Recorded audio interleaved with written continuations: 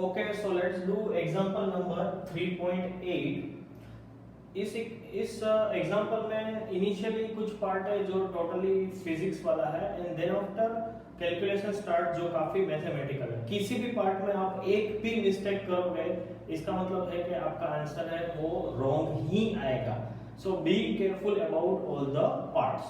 So let us start. What is asked? We are asked that example number 3.8, the four arms of a Wheatstone bridge have the following resistor।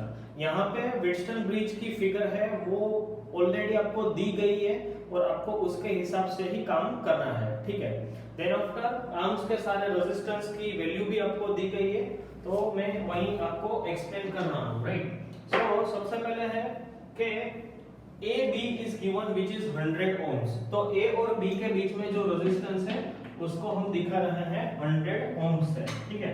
Then after the resistance between B and C is given which is 10 ohms। तो यहाँ पे हमने लिख लिया 10 ohms। Then CD is given, CD के बीच में है 5 ohm एंड D और A के बीच में है 60 ohms। तो सबसे पहले आपको ये रेजिस्टेंस की वैल्यू लिखनी है। Then after the resistance of galvanometer is also given which is 15 ohm, ठीक है। तो यहाँ पे आप लिख सकते हो 15 ओम का रेजिस्टेंस है। जो गैल्वेनोमीटर है वो उसके अंदर भी एक रेजिस्टर होता है, उसका रेजिस्टेंस है that is 15 ohms। Then after we are asked to find out the current which is flowing through the galvanometer. तो आपको पूछा गया है कि IG current through the galvanometer है वो कितना है and the potential difference between the terminal A and C। Potential difference between the terminal A and C is given which is 10 volt. इसका मतलब है कि बैटरी है वो 10 वोल्ट के टर्मिनल वोल्टेज वाली है। सो ये 10 वोल्ट भी दिया गया है, right. So over here we are asked to find out the IG। जब हम थियरी कर रहे थे उस टाइम पे only unknowns where there I1 और I2 और ब्रिज था वो बैलेंस में था। यहाँ पे ऐसी कोई बात नहीं की है कि ब्रिज है वो बैलेंस में है या नहीं है और IG भी फ्लो हो रहा है, इसका मतलब obviously it is not in a balance. तो इसके लिए हम क्या करेंगे, कौन सी स्ट्रेटेजी अप्लाई करेंगे? फर्स्ट थिंग इज फाइंड करोगे इसमें अननोन कितने हैं, अननोन करंट्स कितने हैं। तो देखो एक करंट I1 है, दूसरा करंट है वो I2 है और तीसरा करंट है वो IG है। तो आप बोलोगे कि B और C के बीच में भी तो करंट फ्लो होता है, वो कितना होगा? सो मैं B नोड को फिर से यहाँ पे ड्रॉ करता हूँ। देखो आप कि ये जो करंट है वो I1 निकल के आ रहा है, यहाँ पे जो करंट है वो IG है और एक आर्म ऐसे जा रही है B से, ओके, वहां पे करंट की डायरेक्शन ये है। So according to the Kirchhoff's current law यहाँ पे क्या होगा कि B से C जाने वाली आर्म का करंट कितना होगा? That will B I1 minus IG। अगर हमें I1 और IG मालूम है तो अपने आप B to C करंट है वो भी मालूम हो जाएगा, राइट। तो यहाँ पे मैं लिख रहा हूँ ये जो करंट है that is I1 minus IG, ठीक है। तो एक इंपॉर्टेंट पॉइंट था इस न्यूमेरिकल में। Same way you can think for point D। तो D के लिए आप फिर से वही बात सोचो कि ये D पॉइंट है, ठीक है। यहाँ से एक करंट आ रहा है जिसको हमने I2 बोला है ऑलरेडी, राइट। एक करंट है वो आ रहा है दैट इज IG और एक जो करंट है वो लीव कर रहा है। ये दोनों एंटर कर रहे हैं, तीसरा है वो लीव कर रहा है। तो उसकी वैल्यू कितनी होनी चाहिए? That will be I2 plus IG होनी चाहिए। सो ओवर हियर जो करंट फ्लो हो रहा है उसको मैं दिखा रहा हूं I2 प्लस IG से, right. So now we have three unknowns, एक I1 है, दूसरा I2 है और तीसरा है वो IG है। हमें सिर्फ IG ही फाइंड आउट करना है as per the problem statement, right. इसके लिए हमें तीन लूप फाइंड आउट करनी होगी which covers I1, I2 and IG। अगर दो अननोन है तो आप दो लूप फाइंड आउट करो, तीन अननोन करंट्स है तो आप तीन लूप फाइंड आउट करो। तो possible loops are BADB, BCDB and ACDE। एक के बाद एक करेंगे हम, right. So let us do for BADB, okay. So BADB इस तरह से हमारी लूप है, ओके। B to A जाएंगे हम तो क्या होगा? करंट है वो ऑपोजिट डायरेक्शन में मिल रहा है, राइट। इसका मतलब है मेरी जो साइन है वो प्लस आएगी, right. And the resistance is 100 and the current is I1, right. Then after आप A to D जाओगे तो आप करंट की डायरेक्शन में जा रहे हो, so you will put a minus sign, then after the resistance is 60 and the current is I2, right. Then after आप D to B जा रहे हो, D to B करंट आपको ऑपोजिट में मिल रहा है, सामने मिल रहा है, तो आप प्लस साइन रखोगे और रेजिस्टेंस कितना है गैल्वेनोमीटर का 15 है और करंट कितना है that is equals to Ig, so this equals to 0, ठीक है। तो इसमें से कुछ कॉमन निकाल सकते हैं, तो ये हम इसमें से 5 है वो कॉमन निकाल सकते हैं, सो 20I1 माइनस यहाँ पे 12I2, ओके, और यहाँ पे 5 कॉमन निकलेगा, so it will be 3Ig is equals to 0, ठीक है। तो ये हमारा एक इक्वेशन हो गया, right. Then after if I will do it for B C D B, okay, so for B C D B, तो B to C करंट की डायरेक्शन में आप जा रहे हो, राइट, करंट की डायरेक्शन में 10, या so it is minus sign रखेंगे, फिर 10 and how much is the current, so it is I1 minus Ig, right.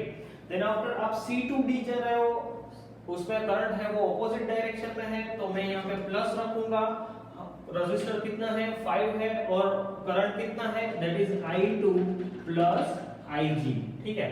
Then after we are going from D to B में क्या है, करंट है वो ऑपोजिट में है, प्लस साइन रखेंगे, रेजिस्टेंस कितना है 15, करंट कितना है Ig इज इक्वल्स टू 0। तो इस तरह से आपकी लूप है वो कंप्लीट हो गई। Now again I will simplify this, so minus of 10I1 plus 10Ig yeah, then plus 5I2 plus 5Ig plus 15Ig is equals to 0, ठीक है। So over here minus of 10I1 as it is रहेगा, फिर plus 5I2 as it is रहेगा, 10 plus 5 plus 15, so that is equals to 30Ig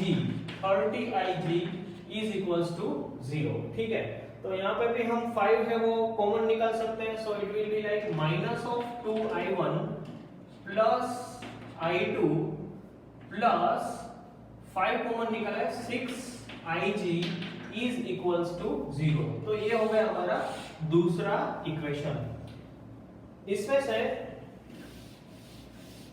I am just writing this equation again, so that was 20I1 plus 12I2 plus 5Ig, let me confirm it, 20I1 minus था इधर, okay, sorry, minus 12I2 plus 3Ig, ठीक है। ये equation था हमारा इससे पहले वाले लूप का, ठीक है। इसको इक्वेशन नंबर 1 बोल दो, इसको इक्वेशन नंबर 2 बोल दो, ठीक है। अभी थर्ड इक्वेशन है वो हम अप्लाई करने वाले थे लूप नंबर ADCEA के लिए, ओके, लूप वाज ADCEA। तो ADCE मतलब बैटरी है, ठीक है, E and A, ADCEA, so A to D जाएंगे, so it will be current की डायरेक्शन में हम जा रहे हैं, सो माइनस साइन आएगा, resistor is 60 and the current is I2। Then after D to C जाएंगे, so again you are in the direction of the current, so I will put a minus sign. D to C के बीच में 5 ओम का resistor है और current कितना है I2 plus Ig, right. Then after जैसे आप C से A जा रहे हो तो आपको बैटरी मिल रही है, नेगेटिव से potential, so there is a rise in potential, so आप लिखोगे प्लस 10 इज इक्वल्स टू 0, वापस आप A पे आ गए। So again 60I2 minus 5I2 minus 5Ig plus 10 is equals to 0, 60 and 5, okay, so minus of 65 I2, okay, minus of 5Ig plus 10 is equals to 0. So this is the third equation which you are going to get. Okay, minus of 60 I2 65 हो गया, yes, and minus 5 IG plus 10 is equals to 0, yes. Okay, so again you have to check whether इसमें से अगर कुछ common निकल तो 5 है वो कॉमन निकल सकता है. So minus of 13 I2 minus of IG plus 2 is equals to 0. So this is going to be your third equation. ये आपका थर्ड इक्वेशन हो गया, राइट.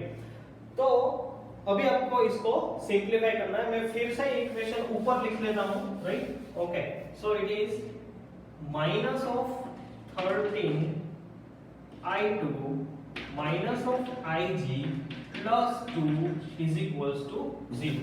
ठीक है. ओके, सो अब क्या करना है, ये पूरा पार्ट है वो फिजिक्स वाला पार्ट इसमें खत्म हो गया, राइट. बट अभी हमें सोल्व करना है इसको मैथमेटिक्स से. तीन इक्वेशंस, तीन अननोन है, एलिमिनेशन मेथड से हमें इसको सोल्व करना है, राइट. तो अभी हम हाफ वे पे है, अदर हाफ है वो अब स्टार्ट हुआ है, right. So what I can do over here, equation number और 1 और 2 को आप ध्यान से देखो. तो यहाँ पे 20I1 करके मैं कैंसिल करवा सकता हूँ, right. Okay, so that is possible. So let us do it.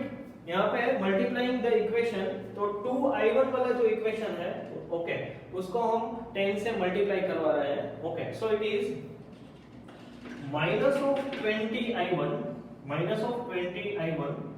Plus 10I2, okay, plus 60IG is equals to 0. ठीक है, उसको सब्सट्रैक्ट करेंगे 20I1 वाले इक्वेशन से, right. Okay, so 20I1 minus of 12I2 plus 3IG is equals to 0. ठीक है. So 20 और 20 ये कैंसिल हो जाएंगे. So यहाँ पे 0 मिलेगा, यहाँ पे 10 minus 2, so 2I2 मिलेगा. 60 plus 3, so that is equals to 63IG is equals to 0. तो इसके ऊपर से आपको एक इक्वेशन मिलेगा 63IG minus 2I2 है.